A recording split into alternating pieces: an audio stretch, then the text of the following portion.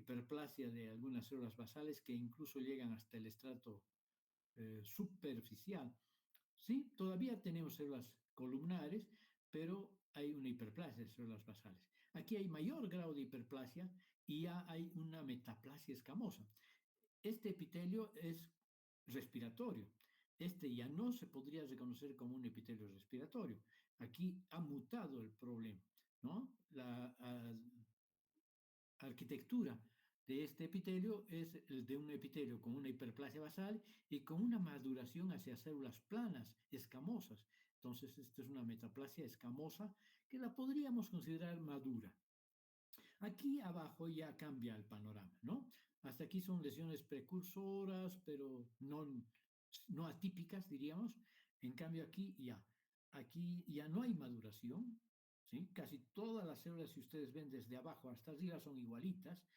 Hay una monotonía celular, hay una alteración en la diferenciación, en la maduración celular, y ya empiezan a haber núcleos hipercromáticos, hay displasia. Y displasia, además, en este caso, de alto grado, ¿no? Esta es una displasia escamosa de alto grado y este ya es básicamente igual, pero un carcinoma in situ, ¿sí? Y aquí tenemos unas pequeñas yemas, si ustedes se dan cuenta, ese es el epitelio, que aparenta estar incluso más atrófico que estos, pero que ha roto membrana basal y está empezando a invadir. Entonces, esta sería, digamos, la historia natural del carcinoma epidermoide, ¿sí?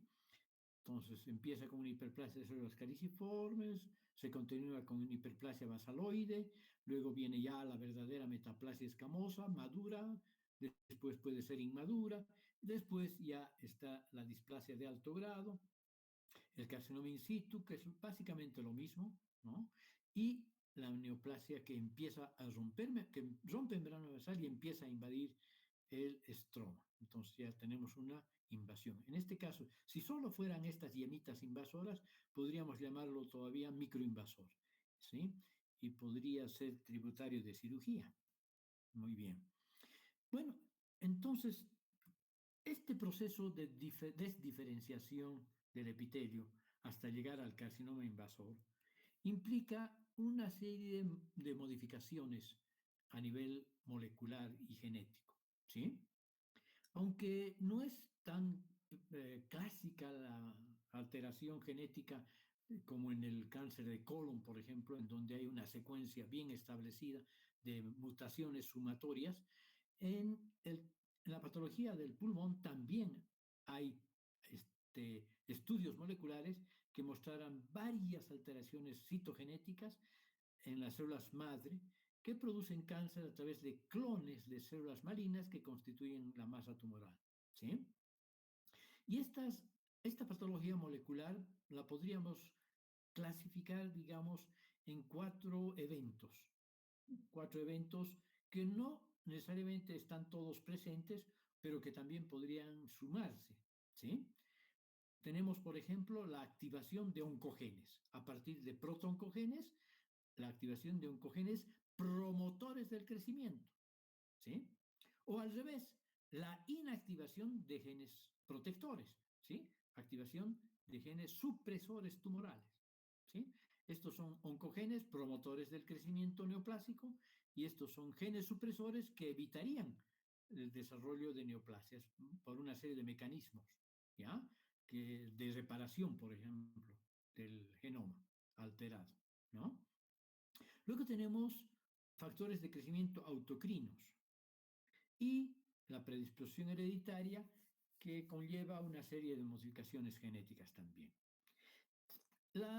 Los hallazgos de cualquier uno de estas alteraciones, de estos mecanismos de oncogénesis, ¿no? Podrían convertirse, además de favorecer el desarrollo de la neoplasia, a la larga, y como que ya está sucediendo, en objetivos moleculares que se están utilizando en el tratamiento y además en la predicción de la supervivencia de los tumores pulmonares, del cáncer pulmonar, ¿sí? Y vamos a desarrollar un poquito, sin entrar en tantos detalles como seguramente lo harán en oncología clínica, de todos estos factores, ¿ya? Y mecanismos. Muy bien, Vamos a empezar con la activación de oncogenes promotores del crecimiento. Oncogenes promotores del crecimiento. ¿Cuáles son los más importantes en el cáncer pulmonar? Que también vamos a estudiar en otros cánceres, ¿ya? Porque nada es exclusivo para cada cáncer, lamentablemente, porque si fuera exclusivo sería una maravilla, ¿no? Podríamos desarrollar cura para cada uno de los cánceres. Bueno, mutaciones del KRAS. Este es un gen importantísimo. Está presente en el 25% de los adenocarcinomas, en el 5% de los carcinomas epidermoides y no muy presente, excepcionalmente presente en el carcinoma de células pequeñas o carcinoma microcítico. Tiene una relación bastante directa con el hábito tabáquico y en general el KRAS se asocia a mal pronóstico. Otro gen es el MIC o CMIC, si quieren, ¿sí?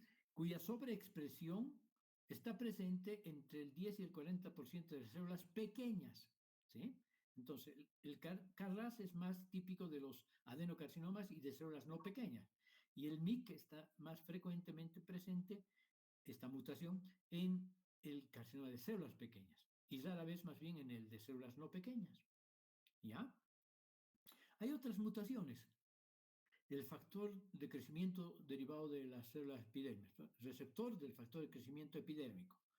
Estos receptores se asocian a la mutación en el dominio de la tirosinasa del oncogen este, ¿sí? El receptor del factor de crecimiento epidérmico. Este es muy importante en algunas variedades de cáncer pulmonar, sobre todo los relacionados con adenocarcinomas en pacientes no fumadoras y mujeres sobre todo, ¿ya? El receptor del factor de crecimiento epidérmico. Luego tenemos otras mutaciones de las familias BRAF, PIK3CA, o la expresión excesiva del protoncogen BSL2, que codifica una proteína antiapoptósica, ¿sí? Al evitar la apoptosis de alteraciones en el gen, entonces no hay tiempo para repararse y por lo tanto hay progresión de la neoplasia. Este gen BCL2, este protoncogen en realidad, se expresa en el 25% de los carcinomas epidermoides y el 10% de los adenocarcinomas, ¿sí? Entonces, estos serían los más importantes genes relacionados con oncogenes o protoncogenes promotores del crecimiento. Luego tenemos la inactivación de genes supresores tumorales, ¿sí? Varios genes supresores identificados en el cromosoma 3P pequeño, en el pedazo pequeño del cromosoma 3, están presentes en estos genes supresores tumorales, ¿sí? Y cuando están inactivados, como el P53 y el retinoblastoma, van a evitar entonces el freno para el desarrollo de cáncer, ¿sí? Y están presentes el P53 en muchas neoplasias, pero hablando del cáncer pulmonar, en el 80% de los microcíticos y en el 50% de los no microcíticos. O sea que el P53 va a estar presente en la mayoría de los, tanto microcíticos como no microcíticos, ¿sí? Pero sobre todo microcíticos. Y el retinoblastoma también, en más del 80% de los microcíticos, sí, y 25% de los no microcíticos, de las no células pequeñas, ¿sí?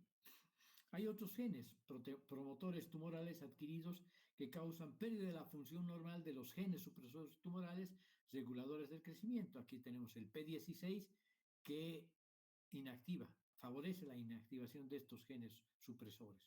Y este otro, RASFIA, que también tiene este mecanismo, ¿no?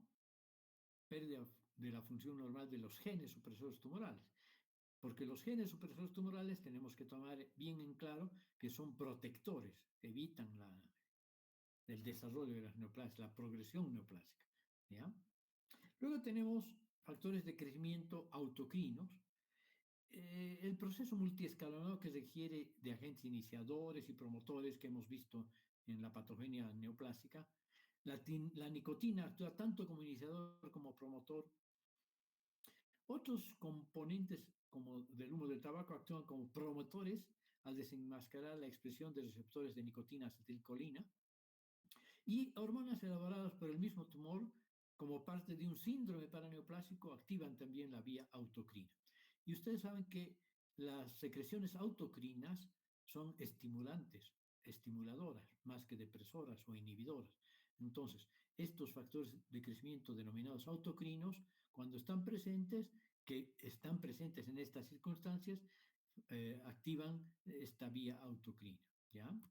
Y la predisposición hereditaria, que si bien no es muy frecuente, hay algunos ejemplos en el cáncer pulmonar, de cáncer pulmonar hereditario asociados, por ejemplo, al síndrome de Li-Fraumeni, pacientes con retinoblastoma, hemos hablado del gen RB, parientes en primer grado de pacientes con cáncer de próstata y mutaciones en el PEN, en el P450, en el citocromo P450, ¿sí?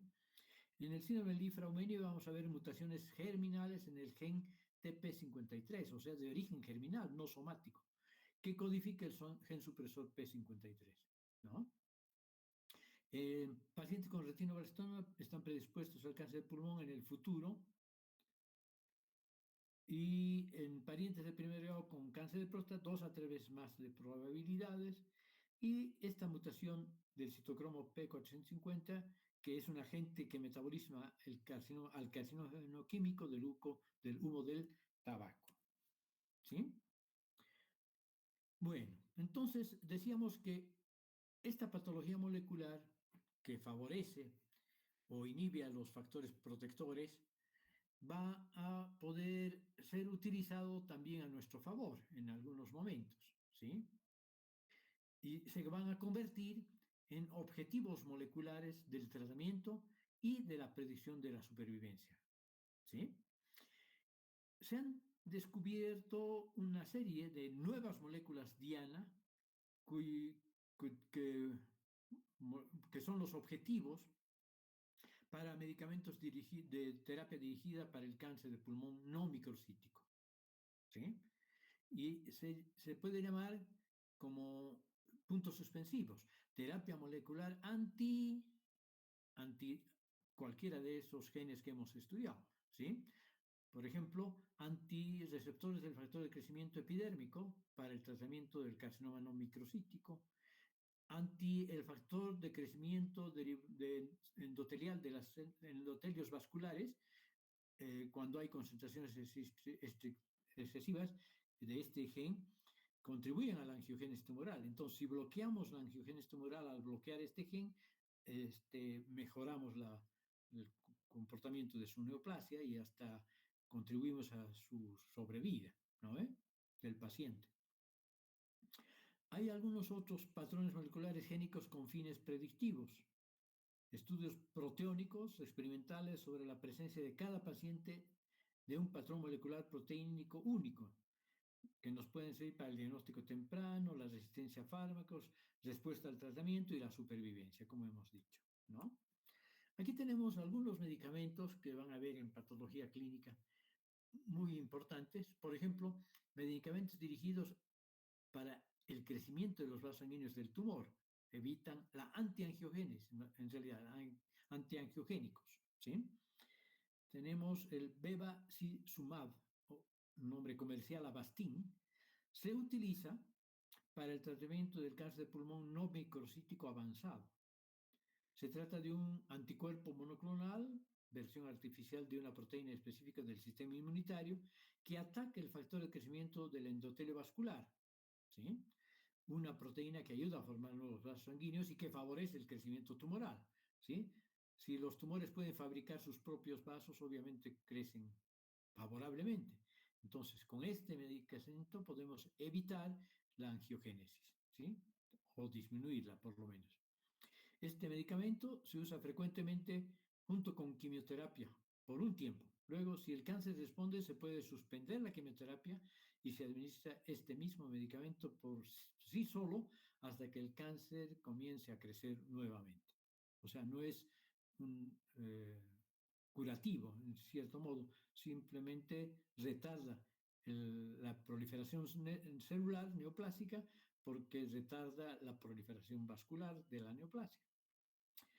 Otro parecido, tenemos el ramucirumab, Ciramsa, También se utiliza en el tratamiento de cáncer de pulmón no microcítico avanzado.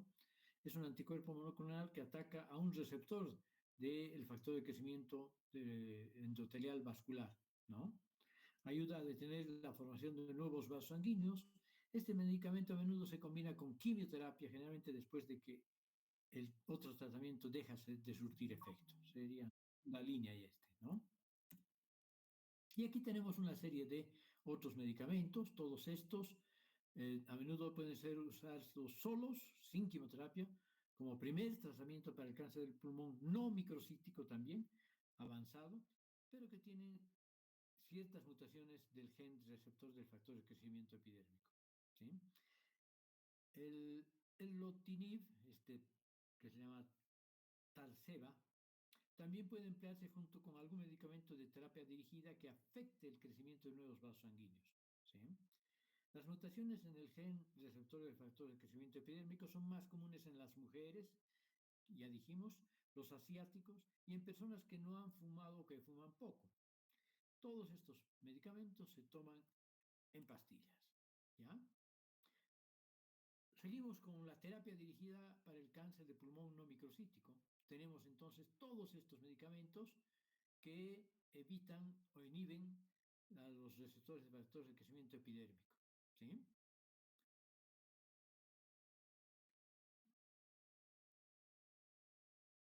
Tenemos medicamentos que atacan células con cambios en este gen, en este otro, en este otro, en este y en este. ¿No? Algunos son eh, proliferativos, son oncogenes, otros son protectores tumorales, ¿no? Inhibidos. Bueno, ya vamos a hablar ahora un poco más en cristiano, la evolución clínica, ¿sí? Eh, Indolente y agresivo. Supervivencia a 5 años del 9 a 15%. ¿Sí? Aunque crece lentamente, cuando rompe membrana basal y empieza a invadir el tejido conjuntivo, se torna agresivo y ya su supervivencia empieza a disminuir significativamente. La sexta década, quinta, sexta década, es la etapa pico y los síntomas son totalmente inespecíficos, por eso es que el diagnóstico también puede ser eh, retardado. Tos, pérdida de peso, dolor torácico, disnea, pueden haber rasgos de obstrucción bronquial, expectoración y hemoptisis. ¿Sí? La obstrucción bronquial es producida por el crecimiento tumoral. ¿Sí? Y todos estos en general son síntomas de una neoplasia relativamente avanzada. Tal vez la tos podría ser un indicativo, pero es totalmente inespecífico, ¿no? Y si hay expectoración significativa y hemoptisis sobre todo, casi seguro que ya está ulcerado, que ya está muy grande la neoplasia, ¿no? Hay muchos síndromes paraneoplásicos asociados al cáncer pulmonar, ¿sí?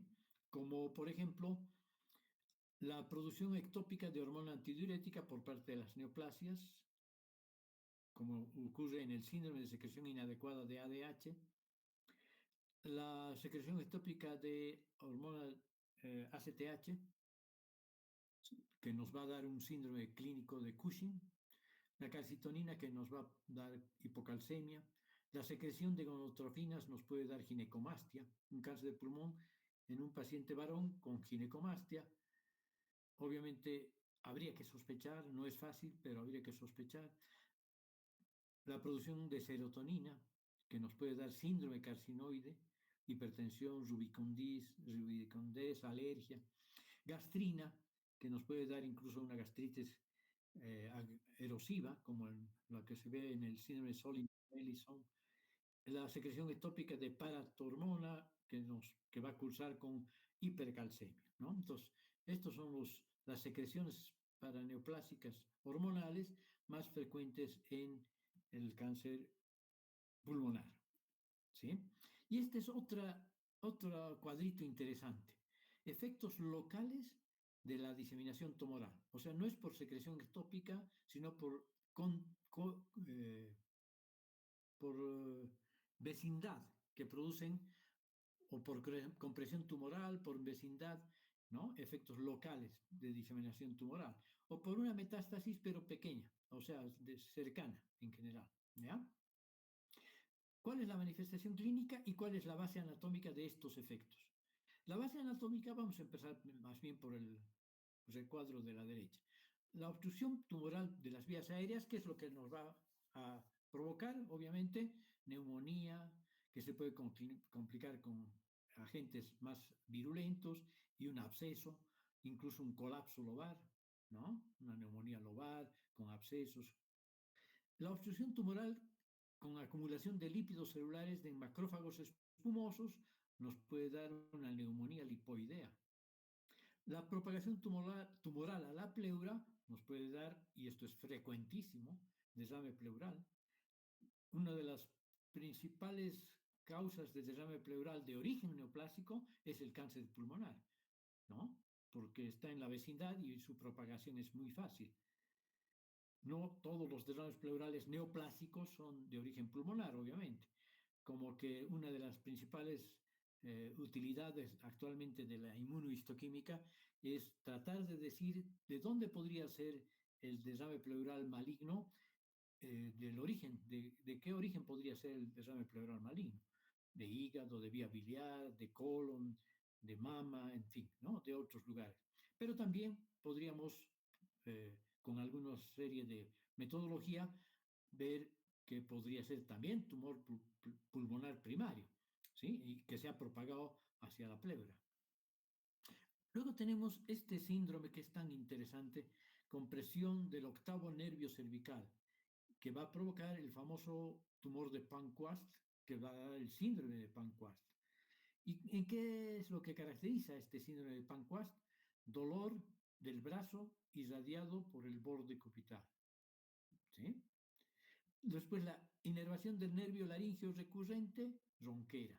La inervación del esófago, invasión del esófago, perdón, disfagia, ¿no? La invasión del nervio frénico, parálisis diafragmática. La compresión por el tumor, síndrome de la vena cava superior, cuando se comprime la vena cava superior. Y el otro síndrome interesante, más interesante todavía que el Panquast, es el síndrome de Horner, que no es muy frecuente. Implica la invasión de ganglios nerviosos simpáticos, ¿sí? Por el tumor, generalmente asociado al tumor de Panquast, pero con invasión de los nervios simpáticos, y da entonces el síndrome de Horner, que se caracteriza por enoftalmos, tosis palpebral, miosis y anhidrosis unilateral. Puede asociarse al síndrome de Panquast, o sea, puede haber un síndrome de Panquast más un síndrome de Horner, ¿sí? Y la afectación del pericardio nos va a dar pericarditis, incluso si el desame pericárdico es importante, puede llegar al taponamiento cardíaco, ¿sí? Entonces, todos estos son efectos locales por diseminación de la masa tumoral pulmonar primaria. Aquí tenemos algunas imágenes interesantes, una neumonía como complicación de una obstrucción bronquial por el cáncer pulmonar, o una atelectasia que también podría eh, ser por complicación obstructiva. La insuficiencia respiratoria crónica nos puede dar esta típica imagen de dedos en anillo de tambor. Y el diagnóstico va a ser multidisciplinario, como en casi todas las neoplasias, ¿no? Tenemos, tenemos que hacer caso de las manifestaciones clínicas, ni siquiera la tos tenemos que pasar por alto, ¿no? Después tenemos que investigar mediante las cosas más simples hasta las cosas más complicadas. Primero se hará la citología de qué, depende de la localización de la lesión, pero siempre un esputo es buena muestra, tiene que ser bien hecho esta expectoración desde lo más profundo de la vía respiratoria, pero si no, también puede ser suplido con un buen lavado bronquiolo-alveolar o un aspirado bronquial o bronquiolo-alveolar también, y un cepillado bronquial, ¿no? Estos son bajo guía endoscópica, ¿sí? Broncoscópicamente. El estudio de imágenes, que siempre es importante, junto con la patología en cáncer, y obviamente en última instancia la biopsia. Aquí tenemos una imagen citológica Aquí también otra imagen citológica. Este es un carcinoma, un adenocarcinoma, probablemente bronquiola alveolar por esta estructura papilarcita pequeña. Este es obviamente un carcinoma epidermoide bien diferenciado. Esta es una citología nomás. No sé si de esputo o un lavado, probablemente sea esputo, hay muchos neutrófilos. Y tenemos aquí una perla córnea que nos está diciendo, aquí hay un carcinoma epidermoide. Aquí tenemos un adenocarcinoma en una biopsia, tenemos secreción de mucina que se puede tener con paz, esta es una coloración de paz. Estos son los núcleos de las células neoplásicas, este es el citoplasma y en el citoplasma de algunas de ellas tenemos moco atrapado que es paz positivo. ¿Sí? Y la radiografía, como les hemos dicho, y la tomografía, que nos van a dar pautas de localización, de sospecha. Miren aquí, por ejemplo, este es una neoplasia maligna que está simulando una neumonía. En realidad no es una neumonía, es un carcinoma bronquiola alveolar, un adenocarcinoma que ya no es un bronquiola alveolar, ya se ha diseminado, ¿no? Y aquí hay una retracción pleural, la pleura está retraída, tiene bridas por parte del tumor. Bueno, y vamos a terminar aquí. Entonces, en la próxima clase de cáncer de pulmón vamos a hablar ya de la parte patológica, de la anatomía patológica del cáncer pulmonar, ¿sí?